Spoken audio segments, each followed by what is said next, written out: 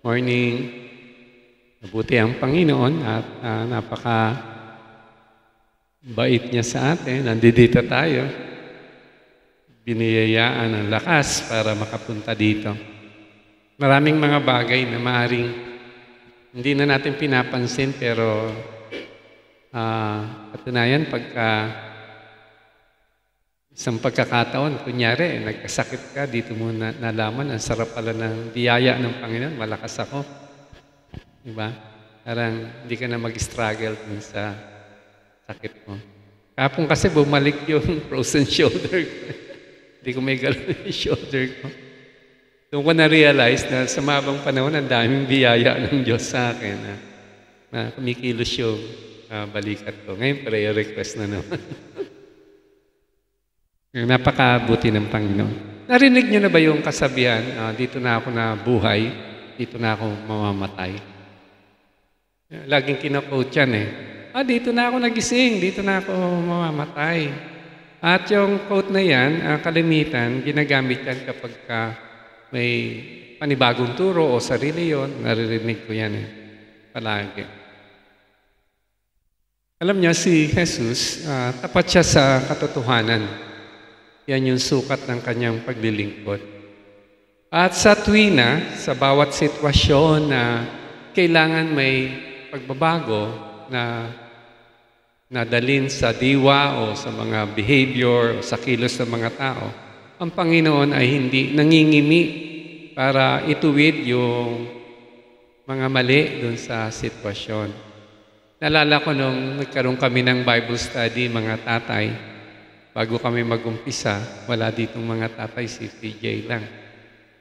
Wala si Brother Ray. Bago kami magsimula noon, ang sabi ko sa kanila, mga tatay, alam ko lahat tayo, malakas ang opinion natin sa buhay, pero pinili natin mag-Bible study. O ngayon sa pagba-Bible study natin, okay lang may opinion, pero nawa, kapag yung opinion natin ay sumalungat sa salita ng Diyos, magkaroon tayo ng kahandaan sa ating puso na baliin yung opinion para sundin yung salita ng Diyos. Kasi yun dapat ang pamantayan.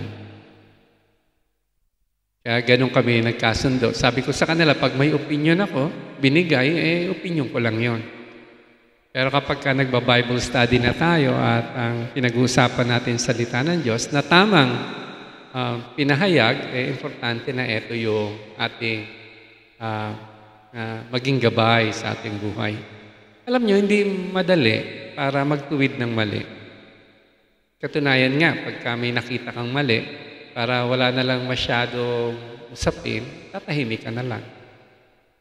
Diba? Pag may narinig kang mali, tapos marami sa atin, pinipili natin yung tumahimik na lang. May mga importanteng mga bagay na pagaya ng ginawa ng Panginoong Jesus, hindi siya nanahimik. May mga Pariseyo na nakausap siya nung panahon na yon. May grupo ng Pariseyo na inimbitahan siya sa kainan pagkatapos ng araw ng pamamahinga. At ang mga Pariseyo, nung inimbitahan siya, hindi naman para i-honor ang Panginoon.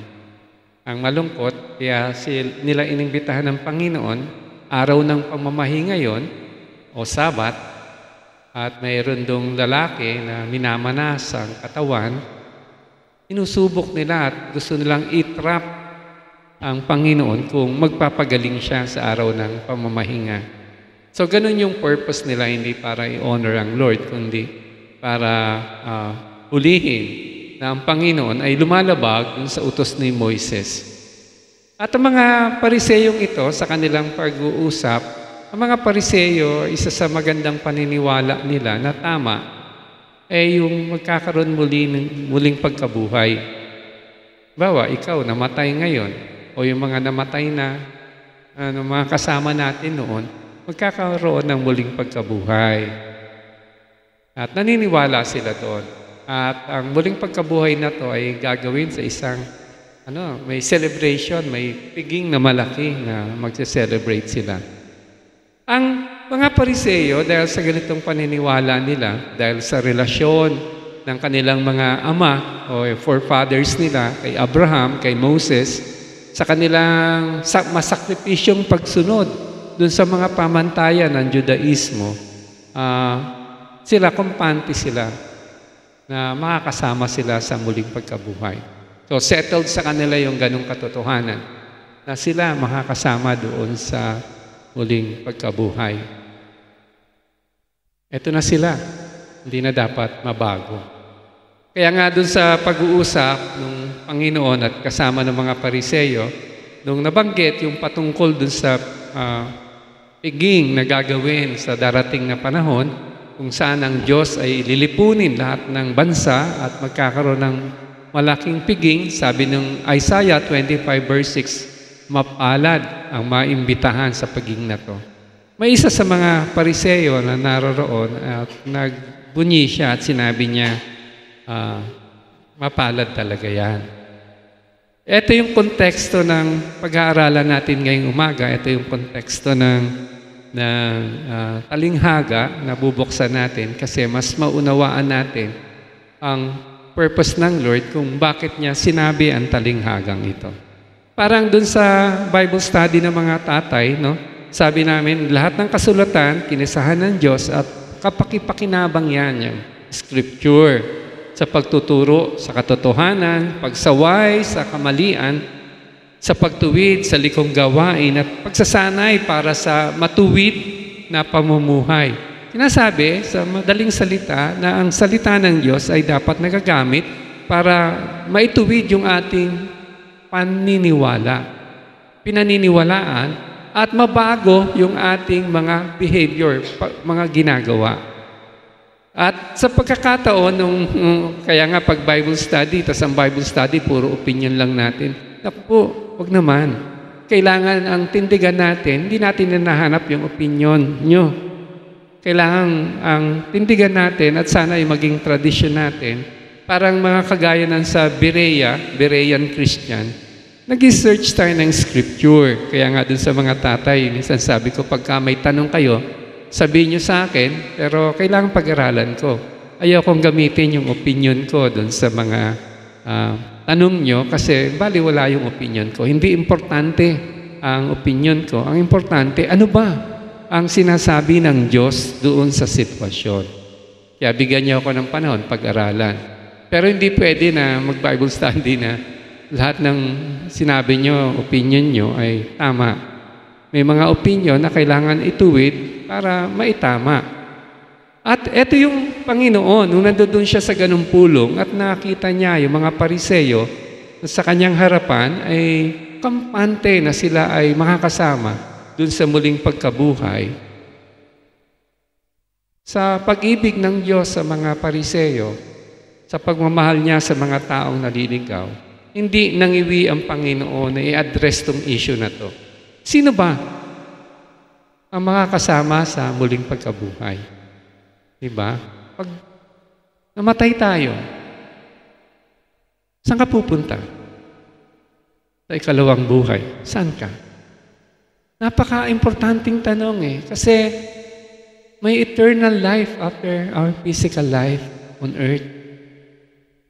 At maganda na yung pag-ibig ng Panginoon sa mga Pariseyo na talagang naligaw na sila, nagtiwala din sila dun sa kanilang tradisyon, nagsakripisyo sila para sa kanilang relihiyon, pero ang Panginoon sa panunuri sa kanila, nakita ng Panginoon na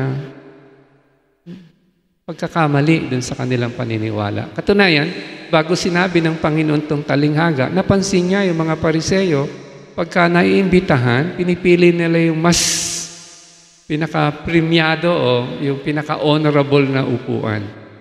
Nakita nila ng Panginoon na sa behavior ng mga Pariseyo, wala dito yung totoong behavior na magpapatunay na sila ay makakasama doon sa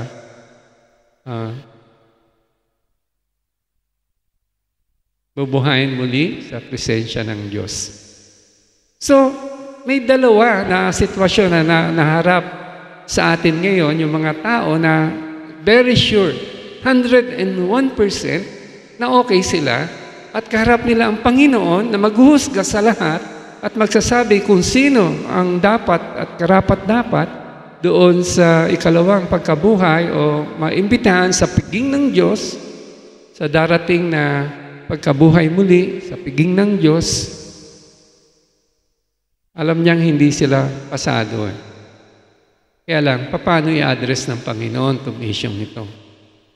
Mga matatalinong tao, mga sigurado sa kanilang mga paninindigan. Kaya ang Panginoon, nag-resort siya sa talinghaga.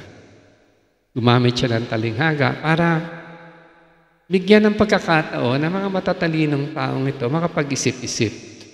Ito yung babasahin nating talinghaga ngayon. Ito yung nasa programa natin. Kasi, importante kasi na matutunan natin yung attitude ng kagaya ng Berean, makinig mabuti sa salita ng Diyos upang sa dakong huli hindi tayo papariwara.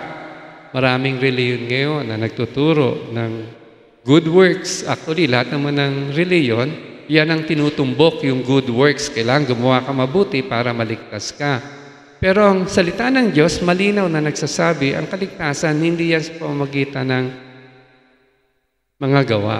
Ito'y biyaya ng Diyos sa pamamagitan ng pananampalataya sa ginawa ni Kristo doon sa krus ng Kalbaryo. Siya yung nagbayad ng mga kasalanan natin. At tayong mga tao, hindi natin kailanman mababayaran yung ating mga kasalanan. Wala tayong kakayanan mabayaran.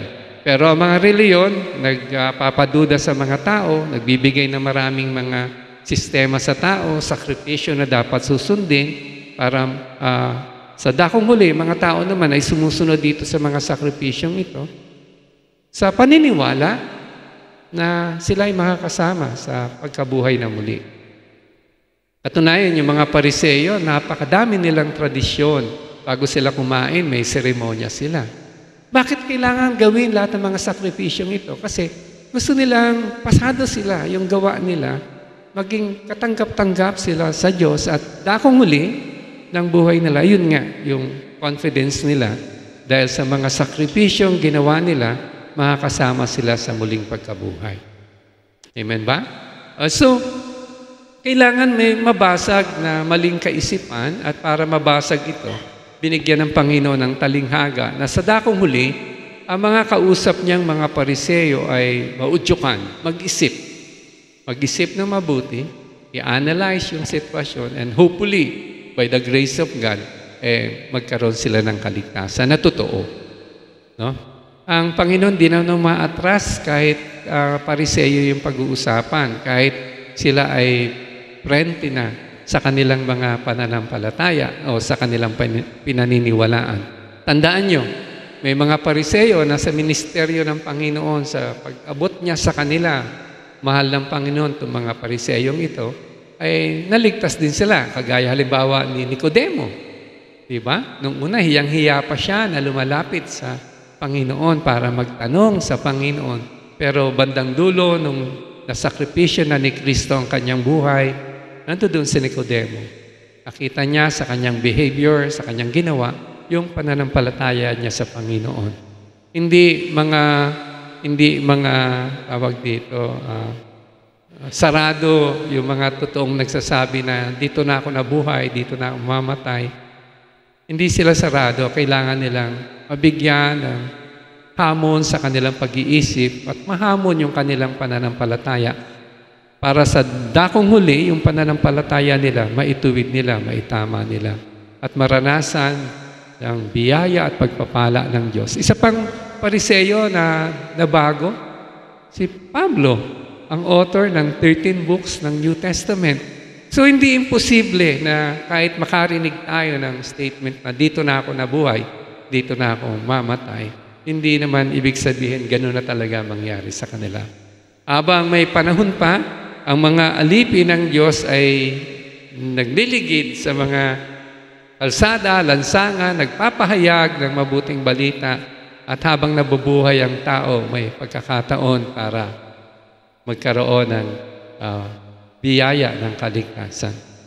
So, basahin natin yung talata na pag-aaralan natin nasa programa nyo, Lucas chapter 14, verses 15 to 24. Sabi dun sa verse 15, Narinig ito ng isa sa mga kasalo niya roon at sinabi sa kanya, pinagpala ang makakasalo sa kaharian ng Diyos. Sumagot si Jesus, isang lalaki ang naghanda ng isang malaking salo-salo at marami siyang inanyayahan. Nang dumating ang oras ng handaan, inutusan niya ang kanyang alipin at pinasabi sa mga inanyayahan, halina kayo, handa na ang lahat. Ngunit nagdahilan silang lahat. Ang sabi ng una, nakabili ako ng bukid at kailangan ko itong puntahan. Kayo na sana ang bahalang magpaumanhin sa akin. Sinabi naman ng isa, nakabili ako ng 5 magkapares na baka at kailangan masubukan ko sa bukid ang mga iyon. Kayo na sana ang bahalang magpaumanhin sa akin.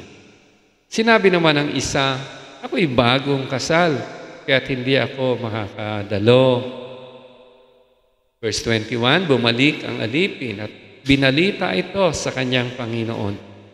Nagalit ang Panginoon at sinabi sa alipin, pumunta ka kaagad sa mga lansangan at sa makikipot na daan ng lungsod at isama mo rito ang mga mahihirap, mga lumpo, mga bulag, at mga pilay.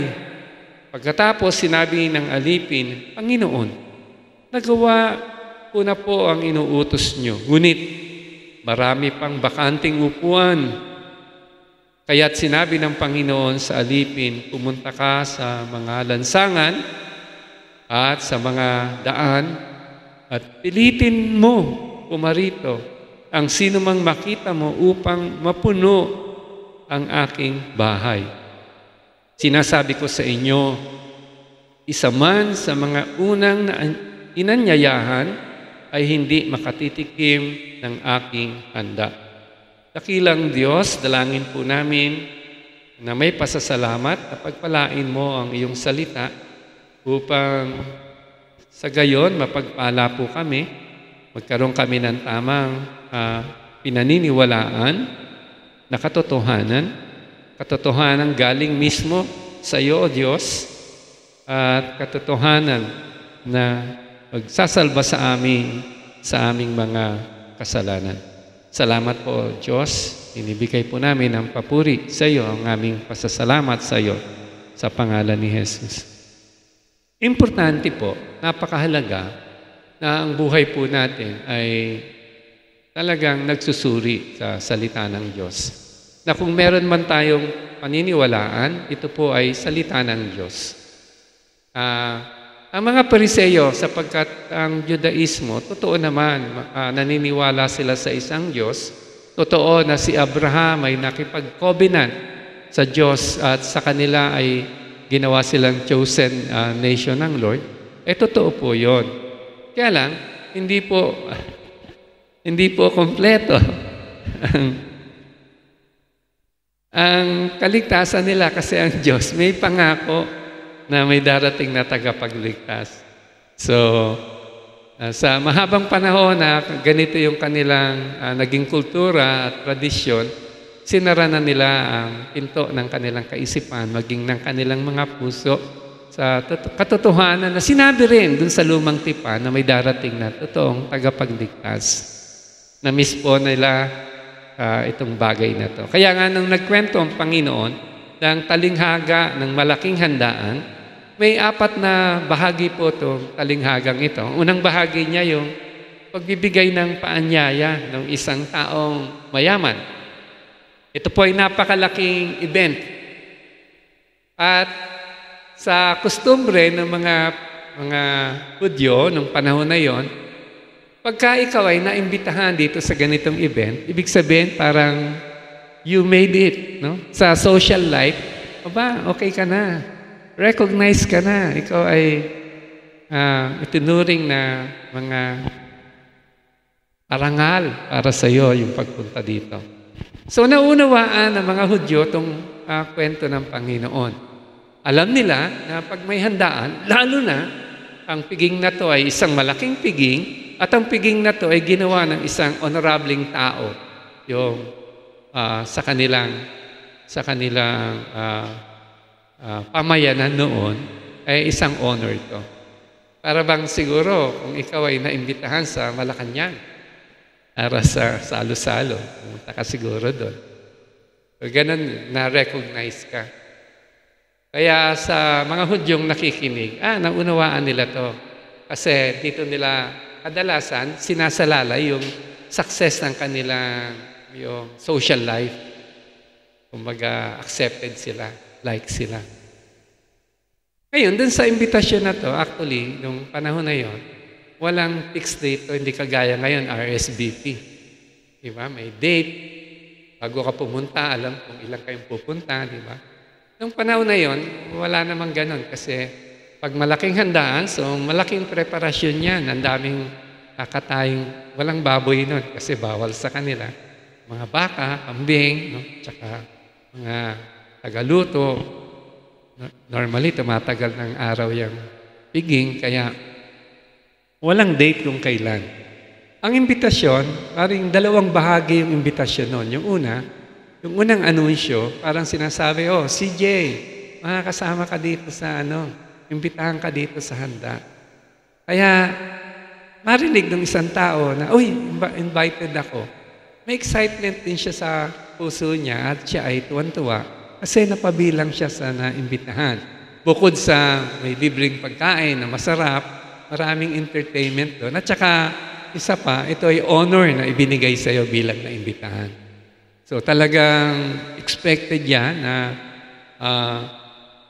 anticipated, excited, nagtatanong ang mga naimbitahan, kailan kaya yung aktual na araw na ready na ang lahat ng sandaan para tayo ay imbitahin muli. So dalawang imbitasyon yan. Pag sinabing ready na, punta na kayo, doon pa lang pupunta yung mga tao at doon sila magkakaroon ng piging. O dalawang imbitasyon po yung binibigay ng panahon na yon. Yung una, paanyaya na ikaw ay kasama. Pangalawa, pag-ikot ng alipin o yung messenger, punta na kayo. Naka-ready na lahat. Ayun yung pupunta yung actual na tao. Ready na yung mga pagkain at ready na yung okasyon. So ito yung unang bahagi. Nagbigay ng paanyaya, magkakaroon ng napakalaking piging ang isang prominenteng tao doon sa kanilang lugar at nagbigay ng imbitasyon. Yung pangalawang parte ng talinghaga, yung nagumpisang magdahilan ang ang tatlong tao na naririto, bakit hindi sila makakadalo sa paanyaya? Sa verses 18 to 20 yon, nagbigay sila ng mga excuses. Kumbaga sa hindi naman legitimong excuse to, mga palusot lang, bakit hindi sila makakasama. Ngayon, tandaan nyo, yung pagdating sa yugtong ito, marami sa mga Pariseo na nakikinig. Maring sinasabi nila, nagpapatawa ba si Jesus nito? Kasi hindi nangyayari yan eh. Pagka sinabi na ito na yung araw ng piging, baka bago pa yung mga damit, nalaban na yung mga damit, maayos yung mga pupunta dyan, excited sila. Parang napaka-imposible sa istorya na nandiyan na yung piging, inimbitahan ka, tapos hindi ka makakapunta. Wow, parang may mali. Hindi nangyayari yan. Kasi yan yung pinaka-araw na hinihintay mo eh. Tapos nung dumating, nag-excuse ka lang, tapos ang excuse mo ay napaka-ridiculous ba? Mababaw? Yung katwiran ba't hindi ka makakadalo ay hindi, parang napaka-imposible na yan lang ang dahilan mo. Sa kanila, talagang mapag-iisip sila, ano ba tong kwentong ito ng Panginoong Jesus? Makukuha talaga yung attention nila ng Panginoon. Ito ba'y nagpapatawa? Nasaan kaya yung punchline nito? Kasi imposible na yan na inimbitahan sa napaka laking piging, tapos in-honor ka, kasi hindi mo tatanggapin yung honor. Sa kanila, itong conduct na to, pag hindi mo tinanggap yung imbitasyon, napaka-pambabastos yan. Unang-una, dun sa nag-imbita sa'yo, sinira mo yung paggalang dun sa imbitasyon. Masamang bagay yan. At may kultura nga, yung mga unang panahon nun, na kapag ikaw na imbitahan, tapos hindi mo tinanggap yung imbitasyon ng araw o yung panahon na kailangan pumunta na doon, ito ay minsan ay declaration ng gera. Parang gusto mo nang naghahamon ka ng away. In-extend ko sa iyo yung friendship, yung courtesy, at ngayon sabi mo hindi pwede. Tapos yung katwiran, napaka mababaw. Sabi ng isa ko yung nakakabili ng bukid. Ibig sabihin, bumili ka ng bukid, kaya hindi ako makapunta, titignan ko muna yung bukid. Bumili ka ng isang bagay na hindi mo nakita. Siyempre, pag bibili ka, ngayon nga, pagka bibili ka, kailangan pa-check mo pa sa land registration yung titulo, baka fake. Tapos pupunta, di ba? Ang daming proseso. At pagka nabili mo na, ayun, makakita mo. Pagka nabili mo na yung lupa, hindi naman ganun ka-urgent para puntahan mo agad eh. Kasi lupa yun eh, hindi naman aalis yun doon. Di ba? Doon lang yun eh. Kaya yung unang katwiran, ba't hindi pupunta yung nakabili ng lupa, ay talagang napakababaw. Tapos yung pangalawa, sabi ng isa, nakabili ako ng 5 pares ng baka. Subukan ko to. Ganun din yung katwiran. Bakit? Bumili ka ng isang bagay, hindi mo pa ba nakita yung baka bago mo bayaran niya? Diba? Kaya napakababaw ng mga pangangatwiran nila na masasabi mo, sa totohanang kultura nung panahon na yon, hindi mo ipagpapalit ang karangalan na maimbitahan sa napakalaking piging ng isang taong prominente sa inyong lugar para dito sa mga mababaw na katwirang ito. At yung pangatlo, ang sabi niya, naku, bagong asawa ko, hindi na ako muna pupunta. Alam niyo yung mga pariseyo nung panahon na yon, ang kostumbre, hindi kagaya ngayon, di ba, gender equality. Noon, halos walang boses yung mga babae. Actually, may pariseyo nga, ang panalangin nila, salamat Diyos, hindi ako naging hintil at hindi rin ako naging babae. Kasi walang boses yung mga babae noon. Pag ang isang lalaki sinabi, naku, bagong kasal ako, hindi ako pwede pumunta. Parang, ang bira, under desire kong taong ito.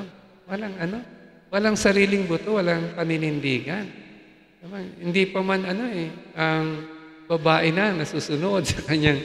So, sa isip ng mga nandoon nung panahon na yon, napaka mababaw netong mga katwiran at hindi sila pupunta.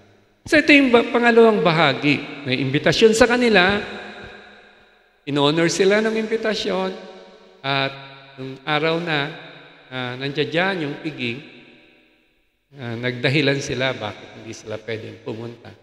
Kaya siyempre, yung pangatlong bahagi, nagalit yung Panginoon, yung nag-imbita sa kanila. Sabi niya dun sa sa alipin na kanyang inutusan mag-imbita, punta mo yung mga bulag, mga pipi, mga tingi, yung mga pilay. Imbitahin mo na rin sila sa loob ng lungsod pag may nakita ka. Hindi pwedeng hindi mapuno itong piging na ito. Ngayon, gusto kong ipadama o pakita sa bawat isa sa atin na yung unang grupo ng mga yung unang grupong naimbitahan, sa isip ng mga Pariseyo, hindi tatanggi yan. Parang fake news para sabihin mo sa kwento mo na hindi sila pumunta kasi lalo na yung katwiran, napakababaw, napaka-fake news niyan. Tapos lalo na yung pangalawang grupo, yung mga pilay, hindi pupunta din yan, hindi pwedeng pumunta kasama ng mga honored guest, yung mga pilay, kasi yung mga Hudyo ng panahon na yon, di ba, pinagyayabang nila, hindi sila pwedeng makakain sa mga kasalanan. At sa kanila, ang pananaw nila, pag may may pilay, sabi nila, sino bang nagkasala? Yan, parusa sa kanya ng Diyos yan eh. Bakit siya pilay o bulag? Kagaya din sa isang enkwentro ng Panginoon, may bulag. At sabi nila, sino may kasalanan? Yung tatay niya o yung bulag na to. Associated agad sa pagiging makasalanan, pagiging madumi. Kaya nga, sa isip ng mga Pariseo, maganda itong talinghagang ito. Talagang pinipilit ng Panginoon basagin yung katahimikan ng kanilang pananaw na okay na ako dito. Diba? Ito na yung paniniwala ko. At binibigyan sila ngayon ng Panginoon ng pagkakataon para magbulay-bulayan yung kanilang tinitindigang pananampalataya upang sa bandang huli, naway mahamon sila na magkaroon ng totoong pananampalataya sa totoong Diyos na totoong magliligtas sa kanila upang sa gayon yung sila ay makasama dun sa piging na gagawin ng Diyos sa huling araw. So, sa kanila, napaka-imposible yan. At lalo na yung mga pilay, kaya sabi, pilitin nyo. Kasi, hindi sasama yan dahil may order no, na pag ikaw inimbitahan, required ka, parang reciprocate mo yung invitation sa'yo. Isang araw, ikaw naman mag-imbita. Kaya nga dun sa unang bahagi ng bago yung talatang ito, si Jesus sabi niya dun sa nag-imbita sa kanya, imbitahin nyo din yung hindi nyo ka-level. Diba? Imbita kayo ng iba. Bakit puro kayo-kayo lang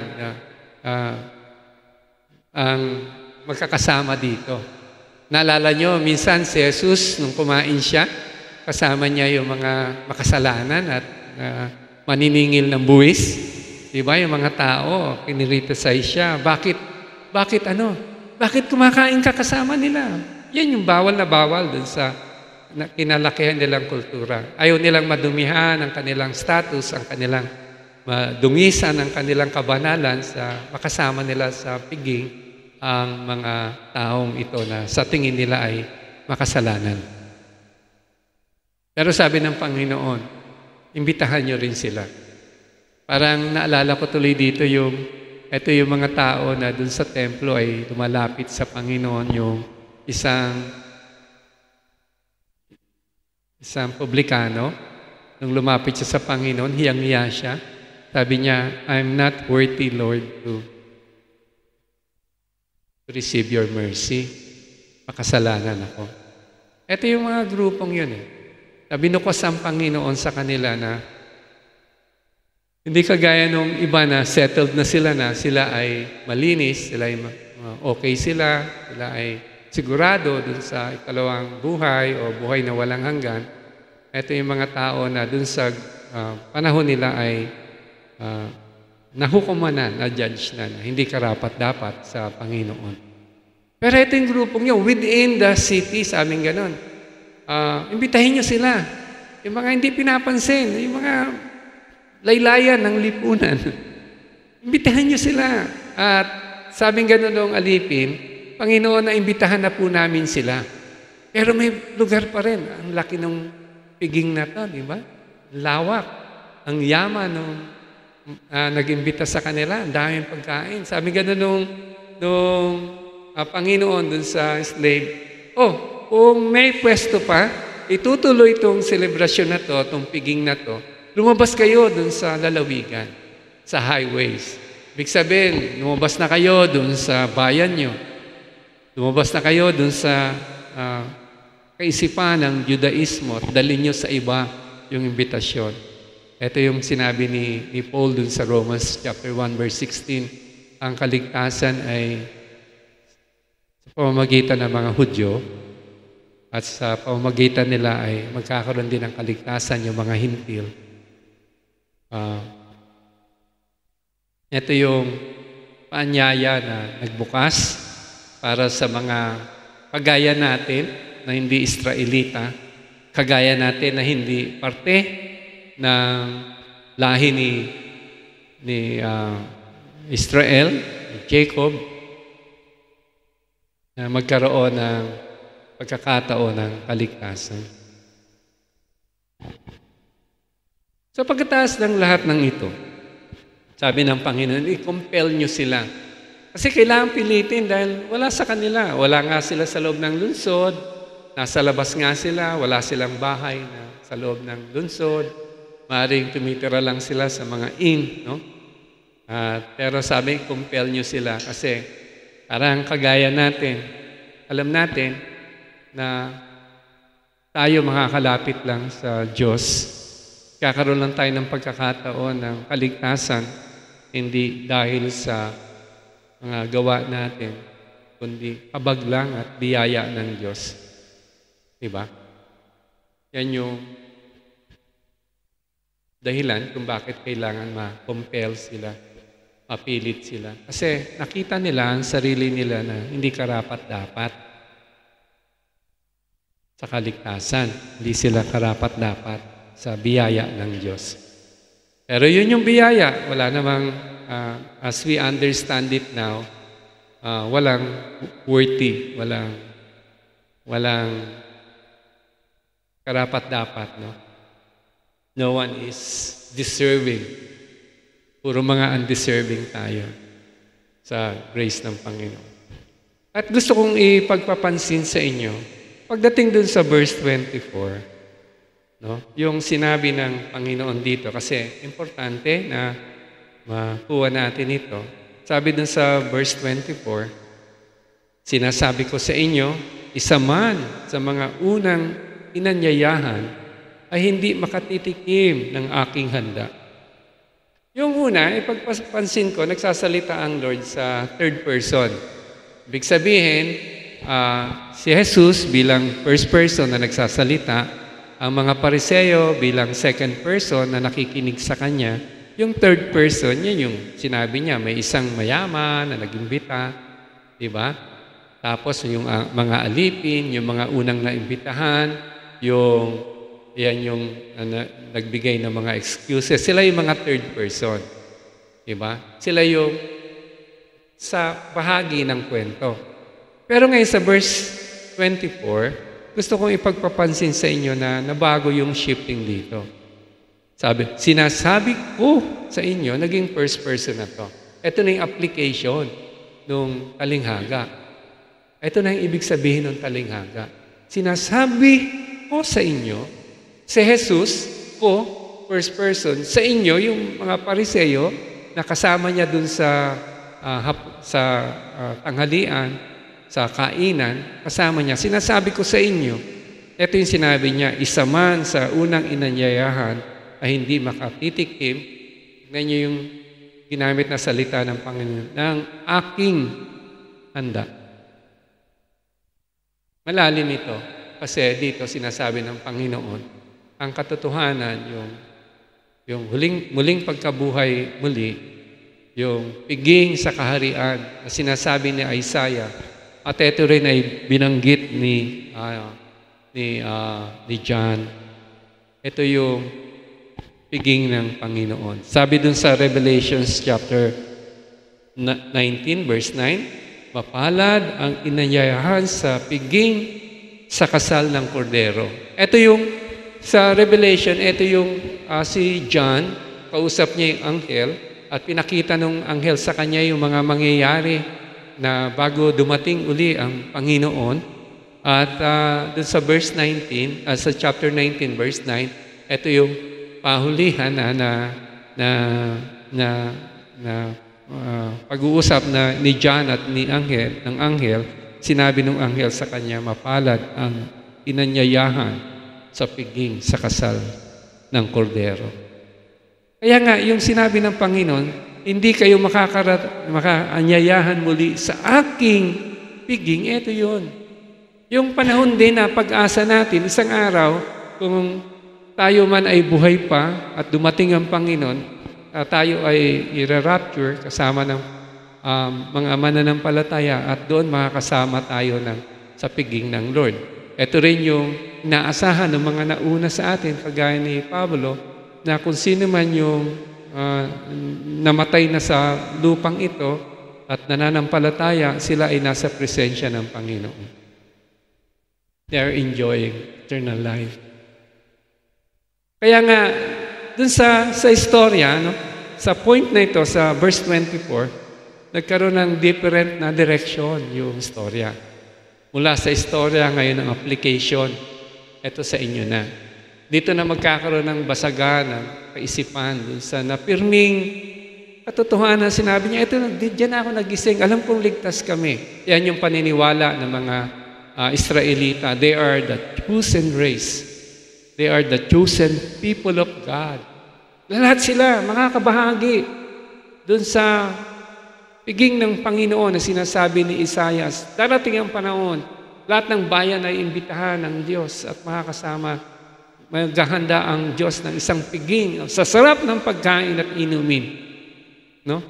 At sa pagkakataong ito, yung Pariseyo na lalo na nagsabi siya na mapalad yung naiyayahan dyan sa piging na yan, yung unang bahagi ng talata, yung verse 15. Sinasabi niya to parang yung attitude niya dito parang toast pa siya, yung nagto-toast talagang yung paniniwala niya na kami ay kasama diyan. Sigurado yun. Kami ay kasama diyan. Pero ngayon sinasabi ng Panginoon actually, mag-isip-isip kayo. Yung katotohanan na ang mga taong mga kasama dito ay kailangan nagkaroon ng pananampalataya sa akin. Si Jesus ngayon, ang sinasabi niya dito yung dinner na gagawin sa Revelation, Messianic dinner. Sinasabi ni Jesus dito ay patungkol na sa langit. Patungkol na sa langit. Okay ba? Na-gets niyo yung transition? Na-gets niyo? Binabanggit dito ng Panginoon yung sa langit na. Kaya nga, by application, yung storyang ito, kapag pinag-isip-isipan ng mga Pariseyo ngayon, ma-realize nila itong paanyaya dun sa istorya, galing mismo sa Diyos. Yung sinasabing piging na gagawin, ito ay equivalent dun sa eternal kingdom na darating, yung resurrection, muling pagkabuhay ng mga matuwid, itong pagpiging sa langit, ito ay kaligtasan. At yung imbitasyon na dinala nung una, yan sa pamamagitan niya ng mga Old Testament, yung mga prophets, di ba? Na Moises, may unang imbitasyon at sila ay qualified talaga. Inimbitahan talaga sila kasi yan yung layo ng Panginoon na lahat ng mga Israelita ay maligtas. Pero hindi naman sila lahat maliligtas kasi may mga nag-excuse. Nung una, sabi nila yes, pero bandang uli, nung dumating ang Panginoon, kukumpletuhin ang kaligtasan na pinalano na ng Diyos bago pa lang, yung sa panimula pa lang, nung bumaksak yung ating unang magulang, si Adan at si Eva, yung fulfillment ng kaligtasan na plano ng Diyos, nung dumating si Jesus, ayaw nila makibahagi. They do not want to have to be part of what Jesus is doing. Katunayan, napakalayo ng mga yung puso nila sa Panginoon. Marami sa kanila nung mga panahon ay nagtatangka ng ipapatay ang Panginoon at naging matagumpay nga sila sa kanilang plano. Pamamagitan ng punong saserdote nung panahon sa Panginoon. Pero sinasabi ng Panginoon sa kanila, ako yung pintuan. Parang sinasabi ng Diyos sa atin, I am the way, I am the truth, I am the life. No one comes to the Father except through me. At kung marami sa mga tao ngayon, pag sinabi ito, gumagawa sila din ng excuses. At kadalasan, dalawang bagay yung nagiging hadlang para sa tao na manampalataya kay Jesus. Sapagat ang pananampalataya, ang sinasabi ni Jesus ay kailangan dapat ay siya yung maging prioridad, siya yung maging Panginoon upang siya yung maging tagapagligtas natin. No? Ang hadlang sa maraming tao ngayon sa sanlibutan, yung pagaya yung lupa, yung baka, yung mga possession, deceitfulness of riches. Marami sa linggo, imbis na sumamba sa Lord, nandoon sa mall. Nag-i-enjoy, di ba? Kasi mapandaya ang kayamanan. Marami nasa church siya, pero ang pangarap mo, maging milyonaryo ka. Yung isip mo yung yaman, di ba? Kahit ikaw, minsan may dala ka ng Bible, gusto mo, pag ako naging milyonaryo, mga bibilin mo, mga possessions. Di ba? Hadlang. O kaya relationship. Mahal ko yung boyfriend ko. Walang makakadlang sa akin, miski Diyos. Harad ng pag-ibig na meron ako dun sa... Ay, mga ganun. Ibig sabihin, we can make excuses. Pero kumpara mo yung mababaliwala dun sa magkakaroon ka, parang sinasabi nga natin yung mga Pariseo ng panahon na yun, maisip nila, hindi pwedeng mangyari yan kasi napakaganda ng imbitasyon, walang tumatanggi yan. Pero ikaw tumanggi ko pa rin. Ang ino-offer ni Christ sa'yo, eternal life. Buhay na walang hanggan, and yet you choose to serve yourself and this world and to reject the offer of Christ for salvation. Tayo nga, sa Lifefield, ilan-ilan lang tayo dito. Hindi naman sa hindi tayo nagbabahagi ng mabuting balita, pero parang bingi ang tao sa imbitasyon ni Kristo ng buhay na walang hanggan. Parang hindi nila marinig makita ang kanilang pangangailangan. Na isang araw, tayo ay mawawala sa mundong ibabaw. At pagkatapos noon, paano na? Madrama kami ni Sen sa mga panahong ito kasi may sakit si Sen. Pag may mga sakit ka, doon malaman mo na medyo anytime, di ba? Minsan nagdrama pa nga si Sen, I'm ready to go. Go where? Ibig sabihin, alam natin yun eh. Tapos kahapon, biglang tumaas yung BP ko. Nag-200. Tapos sumabay pa yung biglang nag-frozen shoulder ako. Di ba? Realize mo, maikli lang ang buhay dito sa lupa. Mga kapatid, ang ino-offer ng Lord ay eternal bliss. Buhay na walang hanggan.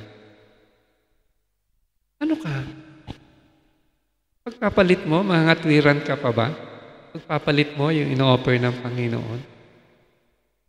Yung pagmamahal niya na ang kaluluwa mo sa pananaw ng Diyos, ikaw ay mas importante pa sa buong yaman ng sanlibutan.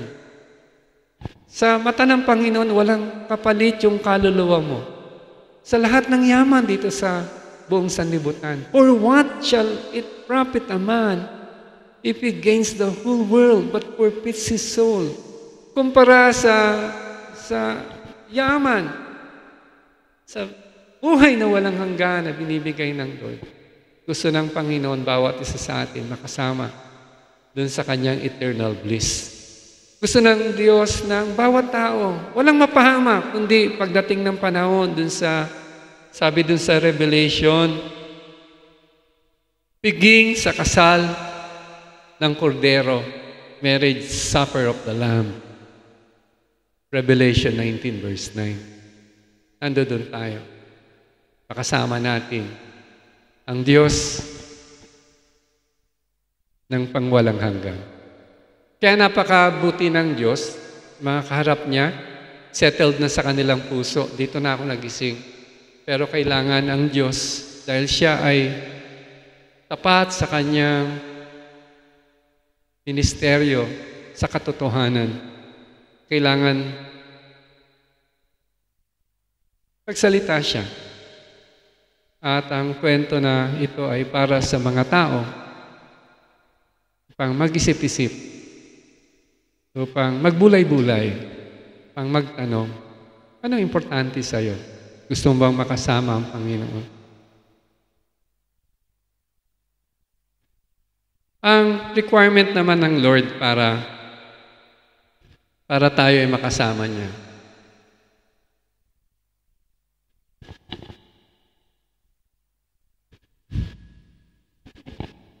Hindi natin pwedeng gawin sa pamamagitan ng ating good works. Na malungkot, marami sa mga reliyon, yan yung tinuturo nila para paasahin yung mga tao na pagdating ng panahon ng kanilang pamamaalam dito sa lupang ibabaw, sila ay makakasama dun sa langit. Katunayan, lahat ng reliyon, puro good works ang sinasabi.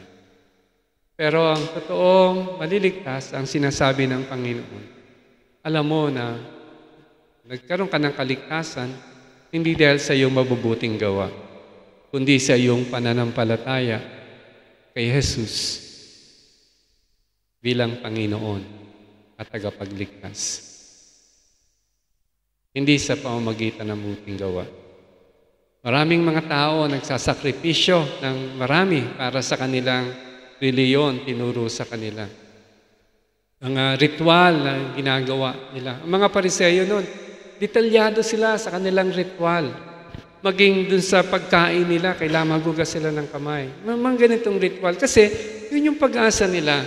Pero ang binubukas ng Panginoon sa isip nila, sa puso nila, ang lahat ng yan ay walang saysay, pananampalataya lang kay Kristo sa kanyang ginawa dun sa krus ng Kalbaryo ang magliligtas. Kaya nga si Jesus, nung nandito siya sa lupa, sabi niya, you must be born again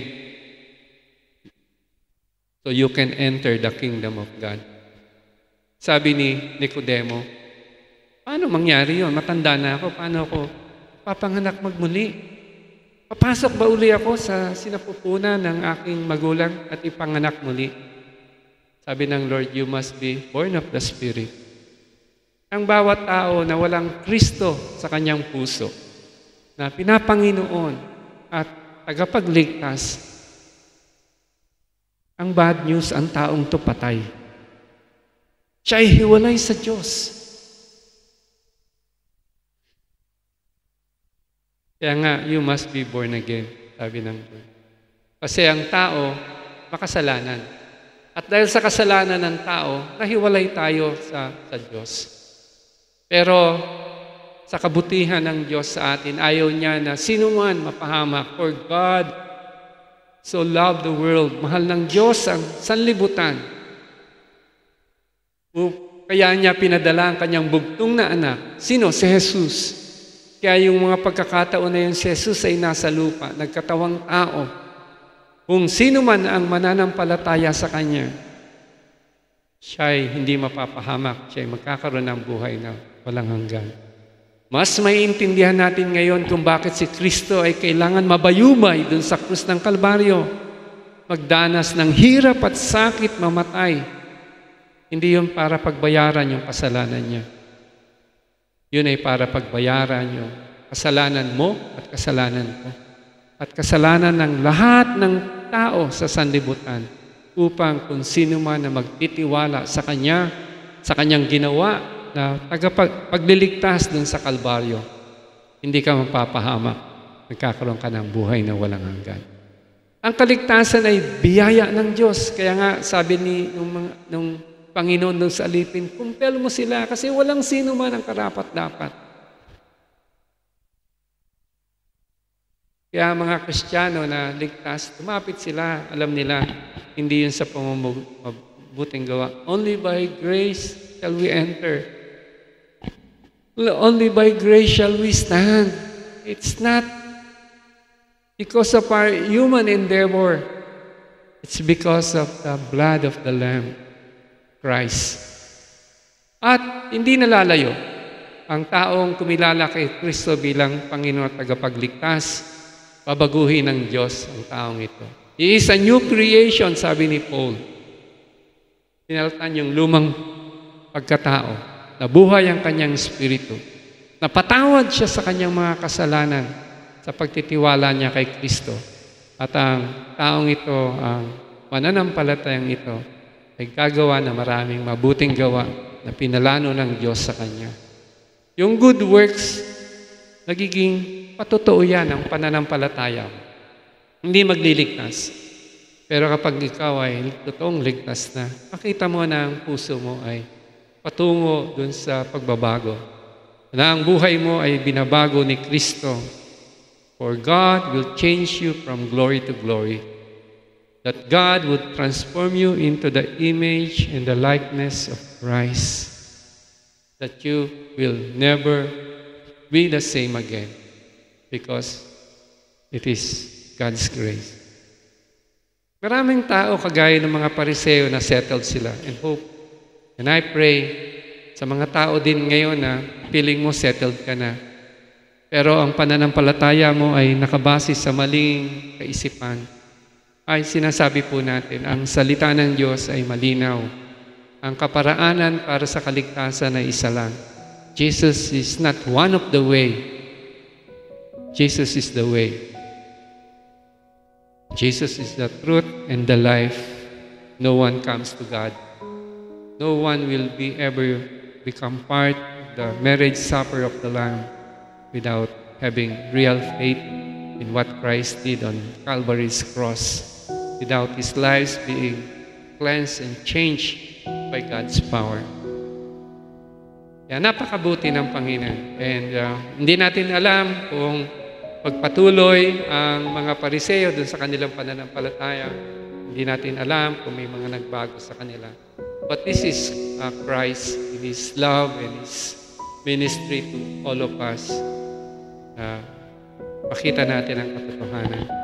So that at the end of the day, pag dumating yung panahon natin, pag dumating yung panahon natin na tayo ay wala na dito sa lupa, we can be part of the piging ng Panginoon, piging ng Kordero ng Diyos dun sa kalangitan. We have eternal life. Dakilang Diyos, aming Ama sa langit, maraming salamat po sa iyong salita. Nawa po patuloy ang pagkilos ng Santong Espiritu sa aming mga puso, sa aming mga buhay upang makita namin ang katotohanan na dala ng iyong salita. Nagkaroon kami ng pananampalataya sa iyo, Jesus. Gawin ka naming Panginoon at tagapagligtas. Patuloy kang mangusap sa aming mga puso. Ipakita mo sa amin ng pagmamahal mo sa amin ngayong araw na ito mismo ay nananatili. At ikaw ay nagmamahal sa amin at ninanais mo na kaming lahat ay maligtas. Kaming lahat ay pagpalain mo. Salamat po, Panginoon. Sa pangalan ni Jesus. Amen.